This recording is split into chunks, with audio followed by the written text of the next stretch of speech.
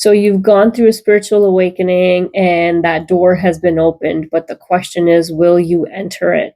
Now, a lot of people believe that, a spiritual awakening is actually a destination point, but rather it is just the beginning. When you experience that shift in consciousness, that is just the starting point to a whole new journey that you actually have to walk through in order to come out on the other side. And if you're not careful, there are some subtle traps that you can fall into that really hold you back from actually experiencing that new life, that new beginning.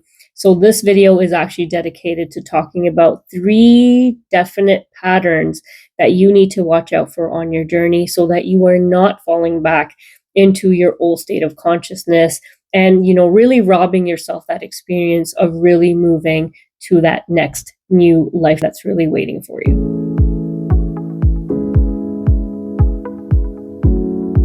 Now, that first pattern you want to be careful of is your attachment to bliss states. Now, depending on what kind of an awakening you've gone through, you could experience, for example, that extreme high of going through a Kundalini awakening, which might only last a little while, and then you come crashing back down, feeling sad, feeling lonely, feeling depressed. And so you may think, oh my God, I thought that enlightenment or, the spiritual awakening was going to give me more of that blissful state. However, that is not the case. You actually need to really work through a lot and a lot of purification that is going to take some time and, a regular practice of meditation to get you there. So do not attach yourself to an idea, to this, notion of always experiencing bliss, whether that is a positive mindset, because the truth is that's almost like saying that, a sun is going to rise and it's going to stay there up in the sky all the time. That is not the case. You may experience that sunlight, the warmth of that sunlight, that positive vibration. However, you live in the 3D and it is not going to be without the darkness. You will experience the ups and downs of life, and it will take you some time to be really able to, stabilize yourself in that mindset, in that frequency and that vibration. So really starting to get stuck into the idea of, why am I not experiencing this? Having a lot of self-doubt about your journey, where you are on the journey, will lead you down a path of not making progress. So you really want to be careful how you are, really perceiving your particular experience and not really being focused to a particular experience that you've had and, wanting it all the time, because this is not what your journey is going to look like.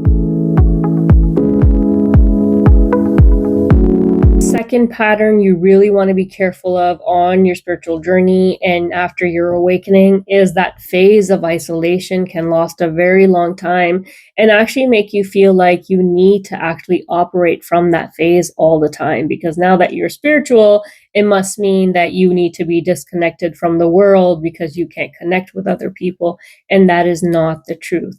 While the isolation phase is, very necessary on your journey, and there are periods where you are trying to really take in all that you're going through because it's overwhelming to be around people. You might be somebody that's, very highly sensitive to other people's energies, and that's okay as well. But the truth is, you need to find a way once you are, you've integrated all that you've kind of gone through to really find a good balance in your life to be able to be around people again, have healthy relationships, and make sure that, you are surrounded by people that are, resonating with you. So it might be necessary to let certain things go. However, it's also important to have that 3D experience. You are here as a human being.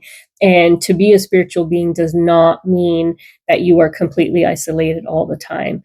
It means to really embody that frequency all the time. So regardless of what you're doing, who you're with, where you are, you can continue to embody that vibration and that frequency and carry that truth with you wherever you go. Remember that if you cut yourself off from life, you are robbing yourself the experience of what it means to be a human being.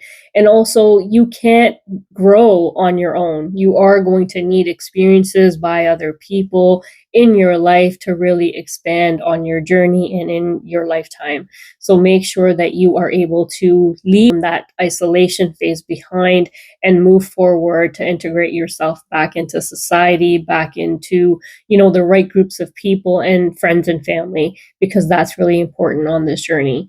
Now, as you begin to embody that truth, you will find those healthy boundaries that you can operate from that truth moving forward. Don't be that ship that was built for the storms but never actually leaves the harbor, because the truth is, in order to really, step into your purpose, what you were really built for, you will need to leave behind the old phases and go out and face what you're meant to do and really be that person and embody that truth. And for example, if you're a light worker, leaving behind the isolation phase to finally integrate yourself back in to be with people that you really need to be around is important, because unless you actually do that, you're not fulfilling your purpose of being a light worker, which is to bring light to other people. So you can't do this all by yourself. You are going to need to integrate yourself back in around people at some point. So make sure you are cognizant of that. It is very easy to get stuck in the isolation phase. So unless you're careful, you might be there a very long time. Now, last but not least is your pattern of impatience with integration. Now, when you're going through your spiritual awakening journey, you will actually find that oftentimes you are rocking back and forth between your old life and the new life that you are trying to create for yourself. However, the most important thing is that you do not get stuck in self-doubt, in any negativity, and really feeding that negativity. For example, you will not always feel very positive. You will rock back and forth because you are clearing a lot of old patterns. You will experience that negativity from the past, falling back into those old patterns of the past. But what's important is you don't get lost there. Sometimes it's really easy to feel frustrated, have the self-doubt come up when you're not seeing progress fast enough. However, you really just need to keep chipping away at that new lifestyle that you're trying to build for yourself so that you can gain the right momentum. And ultimately, you will find that those old patterns, those old beliefs, and that old way of being starts to collapse. And you can actually move forward with much more clarity, much more ease. But until that happens, you want to stay away from that mental activity, especially that negative mental activity that kind of keeps you stuck where you are feeling like you might as well just run back to your old self, that lower state of consciousness, that lower vibration. So really pay close attention to this pattern if it comes up for you. Thank you so much for listening. I really hope this was helpful. God bless.